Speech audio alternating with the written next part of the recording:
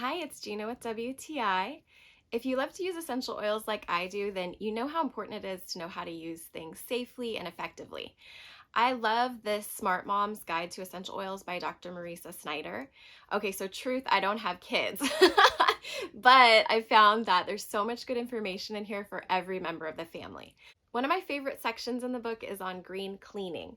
I've used a lot of the recipes in that section to make my own cleaning products so that I can cut down on toxins in the home. There's lots of different roll-on bottle recipes and ways to adapt it for diffusing or diluting it down for children. One of my favorite roll-on bottle recipes is the Let It Go blend and the Superwoman blend. You can see that I've used it a lot of times because I've marked up my book. So if you're looking for a comprehensive guide to essential oils that breaks it down into language that we all understand and gives you suggestions on easy ways to implement them in your life and use them for your friends and family, then I do recommend the Smart Mom's Guide to Essential Oils, and that's my point of view.